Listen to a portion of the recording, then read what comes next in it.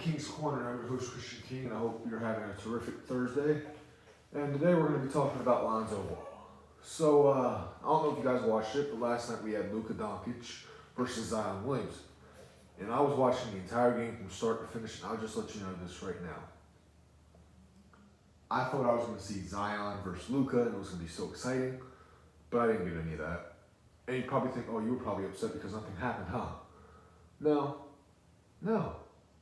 I was actually very impressed by one great basketball player named Lonzo Ball. He's finally clicked. Lonzo's finally back from the way he used to play in college. Do we all remember that at UCLA when he would pass, behind the back, no look, shoot? He's better at everything now. Last night I was seeing him make passes I don't even think half the league could make outside of maybe LeBron. He was doing everything under the book. He even made a career high 7 3-pointers. It seems he's finally clicked and it's finally starting to roll. He's finally getting on his groove. He's getting in a rhythm where he's trying to show everyone I was the best player in the 2017 draft. And that's hard to say with Jason Tatum, but I'm going to say this now, and I can't believe I'm actually going to say this. The Pelicans might have won that trade with the Lakers for Anthony Davis. I thought the Lakers would have won that downright because they got Anthony Davis and all the Pelicans got were 3 younglings. But I can't say that anymore. Because especially if, let's say, the Lakers flame out in the playoffs this year in like a second or third round upset, and next year the Pelicans go off like I think they will and make the playoffs, Pelicans would have won it outright. Now, I think this is another one of those rare trades where both teams win, but it could end up being the Pelicans win the trade just because Pelicans got a young supporting cast. You got Zion, Brandon, Josh Hart, Drew, Lonzo, Jackson Haynes, J.J. Redick for a veteran. They have players all up and down that roster. They have a 4-year window for right now with Zion still in his rookie contract. But I promise you, in 2 to 3 years, we'll be talking about the Pelicans as one of the best teams in the league because the Clippers won't be up there in 3 years. They got about a 1 or 2 year window. Lakers won't be up there because LeBron leaves in 2 years to go play with his son. And nobody's going to be able to mess with the Pelicans. Alvin Gentry's getting the best out of them. Lonzo's looking like Lonzo again. It looks amazing. He's doing what he should have been doing in LA, but Luke Walton doesn't know how to coach, and LeVar was sadly too much of a distraction. And then Brandon Ingram is, wow. Whew. Got Brandon Ingram, and when I heard he was going to be the next KD, I didn't believe it. Until this year, he's making everything his hands touch. It's amazing. Josh Hart, last year wasn't even a role player for the Lakers. This year, he's probably one of the best players he's probably one of the best shooters on the Pelicans, and that's even with J.J. Redick. Drew Holiday showing this is his team now without Anthony Davis. And to finish it off, they have Zion.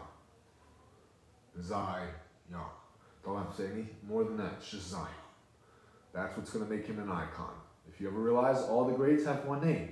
You got Jordan, Magic, Bird, Shaq, Hakeem, Kareem, Zion, Kobe. I mean, every single great player that you ever heard of has one good name. Even today, Steph, or you can call him Curry. Then you got Clay. Then you got KD. They all have that one name that just clicks with you. And now we have Zion. It's amazing. So, I'm going to get away from the NBA because that's all I've been talking about most of the past 2 days. And I'd like to say congratulations, Philadelphia Eagles. You finally made a smart move. You're not bringing back Jason Peters. Oh, thank God. And as an Eagles fan, I don't think this could be a happier day for me. Because I appreciate everything Jason Peters has done for me. But he wasn't on that team when they won the Super Bowl. He got injured. It was how Hutai Baitai. And I don't give him the same excuse I give Carson Wentz because Jason Peters got hurt before Wentz, and when Wentz got hurt, it took 6 weeks for the Eagles to get back right where they were. It took the Eagles 0 weeks to get right back where they were when Jason Peters went down. I mean, actually didn't even take a couple minutes because as soon as Jason Peters went down, Carson Wentz threw that 64-yard touchdown to Matt Collins. Didn't even affect. But anyway, now that Jason Peters is gone, hopefully he retires and then comes back as an assistant offensive line coach. That would be huge because that could help Andre Dillard still develop.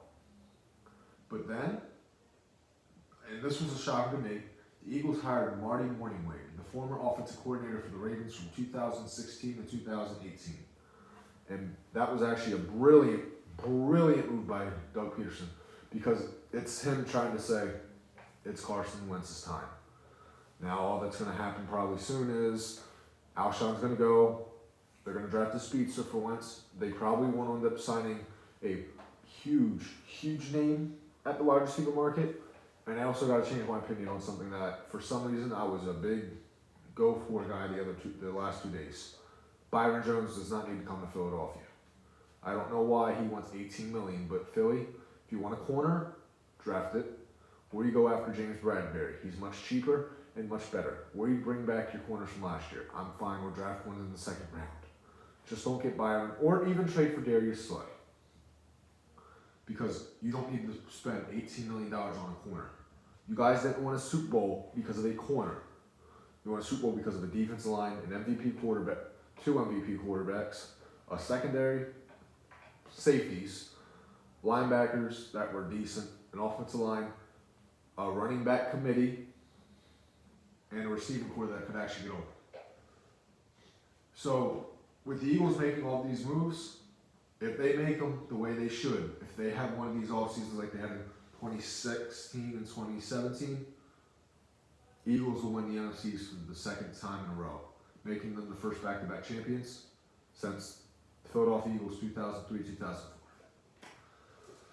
But I'm going to end the show today with this. So someone asked me, do you think the Ravens are going to be as good as they were this past season? And every single time I say no. And everybody thinks I'm crazy because I don't think Lamar Jackson can replicate what he did. But here's the reason why. The only reason nobody's figured out Pat Mahomes yet is because their team's more of a talent-based team, not a scheme-fit thing.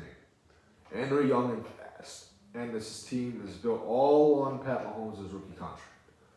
I don't think the Ravens will be able to do it again because, one, you can't replicate that. 2, if Lamar Jackson plays the same way, more than likely he's going to get hurt. And 3, when was the last time we had a running team with their quarterback last for 2 years? Ask yourselves that. Colin Kaepernick lasted 1 year. Came back second year, didn't. I'm not saying the Ravens aren't going to suck. I could see them pulling the 49ers where they just go down a level or then improve in the playoffs. That could possibly happen. But they're not going 14-2 or 13-3. That's not possible for them. Because Lamar Jackson isn't going to come out like he did. If anything, he's probably going to be more pass-heavy next year. I'd say they're probably going to go 11-5 rather than 14-2. Thank you for watching this episode of King's Corner, and I'll see you guys tomorrow.